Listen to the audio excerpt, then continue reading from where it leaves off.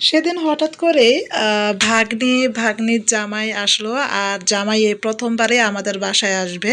তো যেহেতু আগে থেকে কোনো কিছু আসলে বলে আসা হয়নি, সেজন্যে সেরকম কোনো প্রিপারেশনই করা সম্ভব হয়নি। তো হুটহাট এই নতুন জামাই আদরের জন্য কি, কি আয়োজন করা হয়েছিল সেটাই আজকে থাকছে এই ভিডিওতে।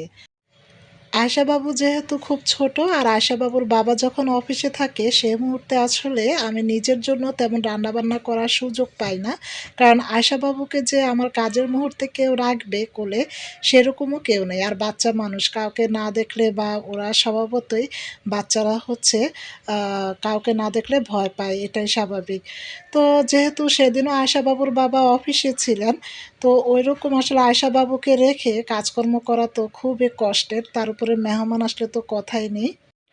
তো যারা বাচ্চার মা তারাই বলতে পারেন, বাচ্চাকে আসলে রেখে বাচ্চার মারা এজন্যই তেমন কাজকর্ম করতে পারে না। করলেও এটা ১ টা ২ টা সংসারের কাজ করতে পারে, তাও ওই মুহূর্তে বাবুকে রাখার মতো যদি কেউ থাকে। আর বাবুরা কিন্তু যখন ঘরে সবাই থাকে, মানে যাকে সবসময় দেখে তার কাছে কমফোর্টেবল ফিল করে। যাকে হঠাৎ দেখে বাবুরা তাদেরকে দেখলে কান্না করে। এটা আসলে সব বাবুদের ক্ষেত্রে কম বেশি হয়ে থাকে।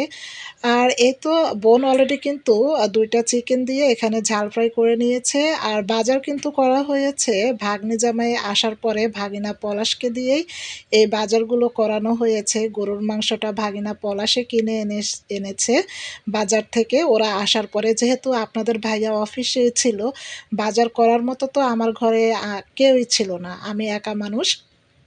তো এই তো এখানে গরুর মাংসটাও বোন কষিয়ে নিচ্ছে। আর খুব সুন্দরে কষানো হচ্ছে। একেবারে ফ্রেশ মাংস রান্না করলে যেমন টেস্ট হয়, আসলে দারুণ টেস্ট হয়েছিল মাশাআল্লাহ। আর কাতল মাছও ভুনা করা হয়েছে, আর ভিডিওতে আপনারা অবশ্যই দেখেছেন।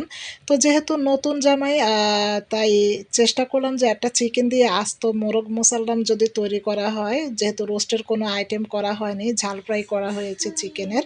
তো আমি এখানে একটা আস্ত চিকেনকে আসলে শর্টকাটে কিভাবে মজা করে রান্না করতে হয় সেটাই করেছি। তেমন কোনো উপকরণ দেওয়া হয়নি।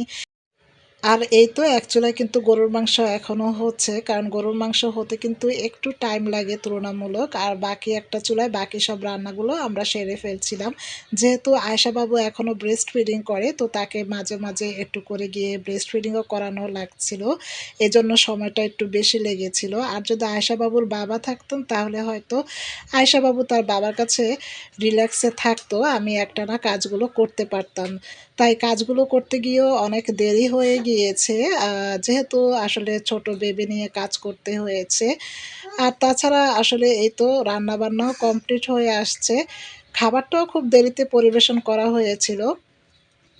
আ এই তো এখানে মোরগ মুসাল্লামের জন্য আমি লিকুইড দুধ দিয়েছি, জয়ফল, জয়ত্রী, তারপর কেওড়ার জল। আসলে ভিডিওটা পুরোপুরি নেওয়া হয়নি। যেহেতু ওই মুহূর্তে আসলে ভিডিও করাও পসিবল না। হঠাৎ করে মেহমান আসলে আসলে ভিডিও করা যায় না। ভিডিও করার জন্য আলাদা একটা টাইম লাগে। তারপরে আমি একটু ছোট ক্লিপ নিয়েছি। এই তো নতুন জামাই আদরের এই হয়েছিল আয়োজন। আজকে এ পর্যন্তই। আল্লাহ হাফেজ।